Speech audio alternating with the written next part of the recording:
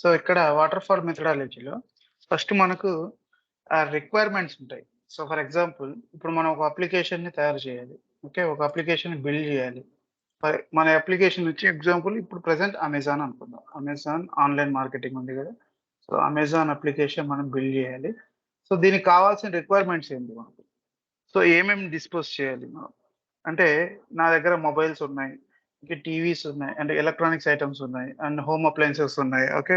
Next clothes ఉన్నాయి. అంటే ఏదైతే మనం క్లాత్స్ బయట men's wears and ladies wears అన్నీ ఉన్నాయి.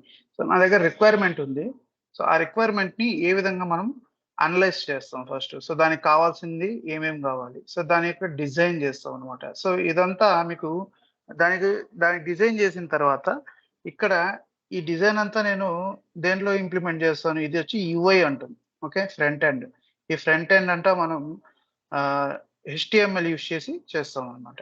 సో ఈ హెచ్‌టీఎంఎల్ యూజ్ చేసి చేయాలి అంటే దానికి సంబంధించిన కోడింగ్ అనేది మనం ఇంప్లిమెంట్ చేస్తామనమాట. సో ఈ కోడింగ్‌లోనే మనకు ఫ్రంట్ ఎండ్ వస్తది. బ్యాక్ ఎండ్ వస్తది. ఓకే. సో వన్స్ మనకు కావాల్సిన రిక్వైర్మెంట్‌ని గ్యాదర్ చేసుకొని దానికి అనలైసిస్ చేసి నెక్స్ట్ డిజైన్ చేసి అంటే డిజైన్ అంటే నథింగ్ బట్ ఎట్లా రావాలి మీకు వెబ్‌సైట్ అనేది. సో ఇప్పుడు అమెజాన్ ఇది ఓపెన్ చేశాను. సో ఇంకొక దాంట్లో నేను ఫ్లిప్‌కార్ట్ ఓపెన్ చేస్తాను. సో 2 ఒకటేలాగా ఉండాలని ఏం రూల్ లేదు గదా! సో వాళ్ళ డిజైన్ వాళ్ళకి వేరుగా ఉంటది. ఓకే. సో అదే విధంగా మనకు డిజైన్ ఏ విధంగా కావాలి? సో ఈ విధంగా ఇప్పుడు ఓపెన్ చేయగానే మొత్తానికి కొన్ని ఆహ్, మెనూస్ కనబడుతున్నాయి ఇక్కడ మనకు సబ్ మెనూస్ లాగా. సో ఈ డిజైన్ వచ్చి ఫ్లిప్‌కార్ట్, ఈ డిజైన్ వచ్చి అమెజాన్. సో ఈ విధంగా సెపరేట్ డిజైన్ అనేది వాళ్ళు అది క్లయింట్ రిక్వైర్మెంట్ బట్టి డెవలపర్ వచ్చి డిజైన్ చేస్తారన్నమాట. సో ఇక్కడ టెస్టింగ్ వన్స్ కోడింగ్ అనేది మనకు డిజైన్ అయిన తర్వాత కోడ్ అనేది రాస్తారు. కోడ్ అనేది ఇంప్లిమెంటేషన్ చేసిన తర్వాత డిజైన్ టెస్టింగ్ అనేది జరుగుతది. అంటే ఏదైతే క్లయింట్ రిక్వైర్మెంట్ ఇచ్చాడో, ఆ రిక్వైర్మెంట్‌ని బట్టి సరిగ్గా కోడింగ్ జరిగిందా లేదా? Okay. So let me open this in MS paint. MS పెయింట్‌లో ఓపెన్ చేసి చూపిస్తాను. ఇంకా బాగుంటది.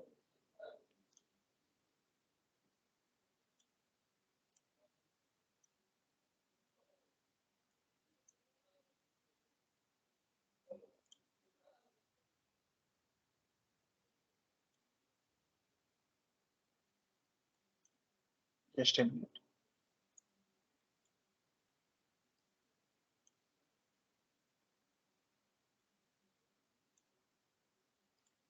ఓపెన్. జస్ట్